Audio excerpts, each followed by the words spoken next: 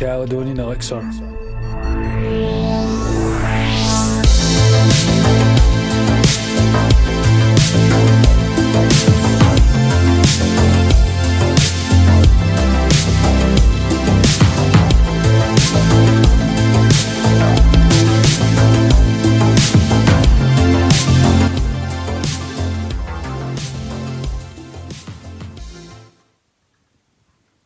Welcome to the Caledonian Elixir. This is the podcast that takes a tragic deep dive into the darkest recesses of the human condition. I'm your host Vin, and today on the Elixir, I'm going to explore the mystery of alien visitation, building a bridge between the myth of contact and the reality, then finally break down the evidence that reveals not only has humanity been visited by beings from remote realms, but that these entities have sought to control and manipulate humans through our history. It is not pointed out in our mainstream history that our age and ages past are replete with rich mythical stories that describe strange entities. Indeed, in spite of the recent scientific panels and congressional committees, investigators have not been able to embrace the reality of our recorded history. An example of this history can be found 700 years ago in Japan. In September the 24th, 1235, General Yoritsumi was camping with his army. Suddenly, strange sources of light were seen moving circles in the sky. This phenomenon lasted hours, with the general calling for a full-scale investigation. When the general's consultants reported back, they said, "It is only the wind making the stars sway." A rather crude, unscientific description. However, it was the 12th century, not to mention the very first report conducted on UFOs. This is not a rare historical account. Asia is replete with stories of extraterrestrial visitation. Take, for example, the Bayan Kara Ula stone discs that were found near the Tibetan border. In 1938, Chinese archaeologist Chai Po-te discovered graves in mountain caves. He found skeletons with a small, delicate bone structure that had disproportionate large skulls. Moreover, when investigating further into the caves, they discovered tunnels that were glazed, square-shaped, but the most striking find was 716 stone discs. These discs were taken to Peking Research Academy, where they were analysed. The findings were remarkable. All the discs had a high vibration rhythm, inscribed with microscopic writing, and were approximated to be over 1,000 years old. The writing narrated a story of a catastrophe involving two rival factions of an alien race that crashed onto Earth. These beings were not able to leave this planet, hadn't the means to build another craft, and lived out their lives on Earth.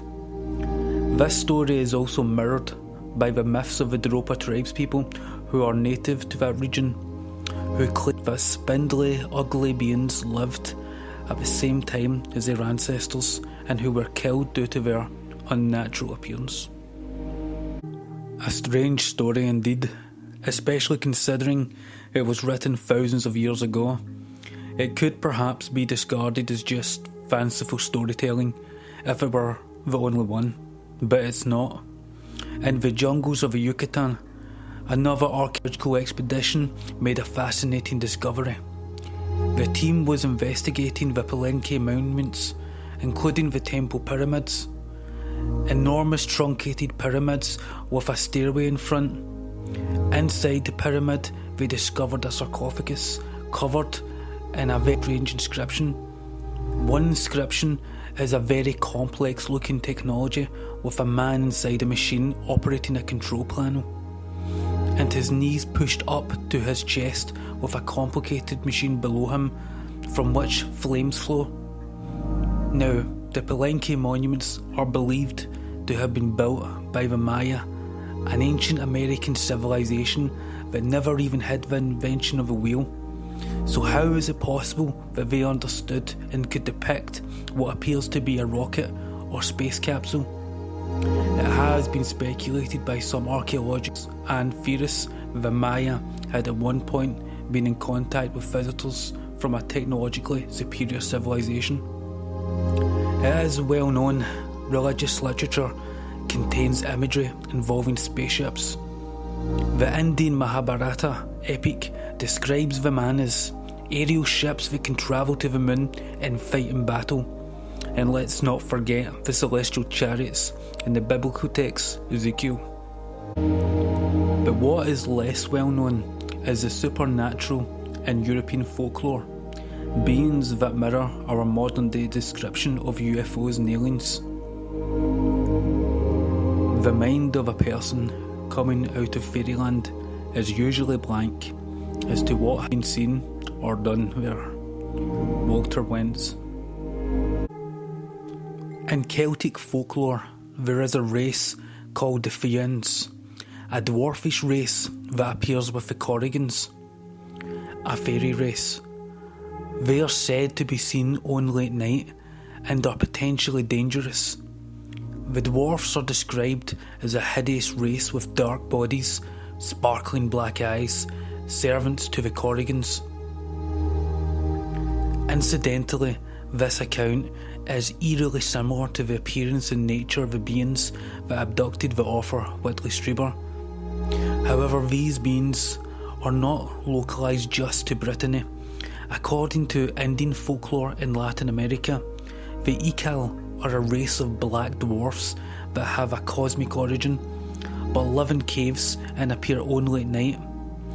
Indeed, almost every region of the world has its own stories about these beings.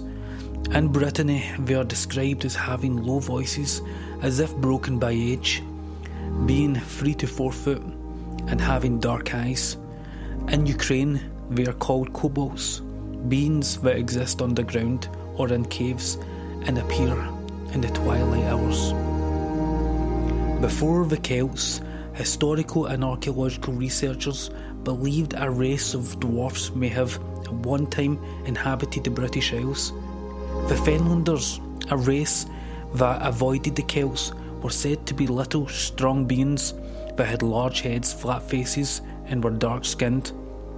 Due to fear of the new arrivals, they went further into hiding until they have become the dreamy, mysterious beings they are today. But it was not that long ago in Jalapa, Mexico, a hovering object with luminous slits hovered in the sky. At the same time, residents in the village witnessed 5 dwarfs dressed in dark clothing as they wandered through the village. So maybe these beings still exist today. Look, it is a widely accepted view that UFOs or UAPs, unidentified aerial phenomenon, as they are now known as today, are created by a remote space civilization visiting our planet. But as strong as the belief in aliens and flying saucers are, it is not any stronger than the belief in demons, dwarfs and fairies by our ancestors. To demonstrate this, let me return to the Corrigans, otherwise known as fairies, that existed in light coming from another dimension and abducted humans.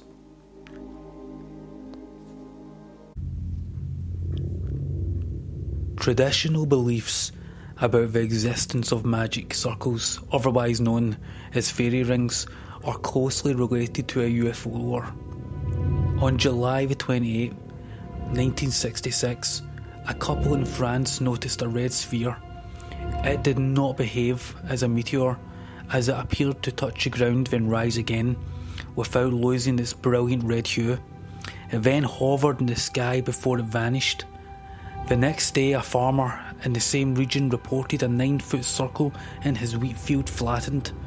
He described seeing a sphere that emitted a red light so intense that it lit up the countryside. In fairy lore, it is the habit of fairies to leave behind them strange rings in fields or wherever they appear. Where fairies are seen to exist, the grass never grows high in the lines of a ring. The vegetation in the circle is not safe to consume, with it being cited to be small and very fond of moving with a awkward gait before disappearing into light. A writer on Scandinavian legends claimed that fairies are beings with oversized heads, tiny legs, and thin arms. He writes, "They are responsible for the bright green circles called dens that one sees on the lawns. Even nowadays, when a farmer comes across such a ring at dawn, he says that the fairies have come there during the night to dance." It should be clear to the listener the similarity between the legends of fairy rings and the phenomenon of modern day crop circles. However, it is not just crop circles that these entities create. They also are blamed for the disappearance and abduction of human beings. The belief in fairies being able to abduct people was very common in Ireland. Not only are people taken, but similar to modern day alien abduction stories, they are taken to faraway realms by aerial means. One report from the 17th century alleges a clergyman named Peter Ram and his wife were at their farm when a little man, dark-skinned and clad in grey, requested they come with him to help his partner. The clergyman, understanding this being was not human, prayed, then decided to help the strange figure. As he was accompanying it through the forest, they were guided to a light that contained a door of shining metal. The man claimed the home of the little people was filled with light, although no source of fire could be seen to illuminate the room. In addition, in the north of Scotland, the fairies were named the Sith and were reported to be hostile to humans who crossed their paths and kidnapped their children in their homes at night. However, these reports of abductions by beings appearing from a source of light didn't stop in the 17th century. Indeed, they increased with more regularity and vividness, as in 1961, one case of abduction occurred that broke world news and became the benchmark for the 20th century. This is the case of Betty and Barney Hill. On the night of September 19th, 1961, Betty and Barney were driving towards the town of Lincoln in the state of New Hampshire. They observed an object that appeared suddenly in the sky. It was strange because of its shape and the intensity of its lights compared to the stars in the sky. They continued to observe the object from their moving car, then stopped. After stopping, they exited their car and observed the object with a set of binoculars. At this point, the object moved towards them. It was at this point the Hills decided to get out of Dodge, and fast. They drove as fast as their vehicle could take them, but the object followed, staying above. Suddenly, they heard a buzzing sound that they could feel in their car. Moments later, they were 35 miles from their previous position, and 2 hours had passed. What occurred next, as both Betty and Barney Hill had a series of strange nightmares. Their dreams led them to see a psychiatrist who used hypnosis to discover the origin of their nightmares. Under separate hypnosis, Betty and Barney remembered what occurred in the missing 2 hours during the night of the 19th. As their car vibrated with a buzz, it then came to an abrupt stop. A group of men came towards them. The strange men opened their car door. Bernie has described them. The men had rather odd-shaped heads, with a large cranium diminishing in size as it got towards their chin, and their eyes continued around to the sides of their heads. Their mouth was like when you draw one horizontal line. This line was like lips. The texture of the skin was greyish, almost metallic. Moreover, Barney said the beings spoke English, but not with a voice, rather it was in his mind, as if those beings became a part of him. The Betty and Barney case was a watershed moment in ufology. It was taken seriously and gripped the imagination of a generation. However, as disturbing as this account is, To me, the most frightening case involves Whitley Strieber. On December 24th, 1985, Whitley Strieber, his wife Anne and son travelled to their log cabin in upstate New York. The cabin is in a quiet, hidden piece of land, scattered with pine trees and reached by a dirt road. On December the 26th, Whitley and his family went cross-country skiing, ate Christmas leftovers and enjoyed a pleasant night together. Then they went to bed. In the middle of the night, Whitley abruptly found himself awake. He heard alarming sounds, as if a large number of people were moving around his cabin. Whitley sat up in bed, his wife Anne asleep by his side, and as he looked, scanning the dark room with his eyes, he saw a peculiar figure staring back at him beside the bedroom door. The figure was small, between 3 and 4 foot. It had a rounded hat on and 2 large black eyes. He then passed out. His next conscious recollection is waking up naked and being carried out of his cabin towards a clearing in the woods. He could not move his head, hands or any part of his body save for his eyes. He felt surrounded by entities moving very rapidly. There was another sensation as if being lifted, then he passed out again. There is an enigmatic presence penetrating our reality. It doesn't appear to be human. We know not where they come or when they will leave, but they are here in the dark strand of our faith. So believe it or don't.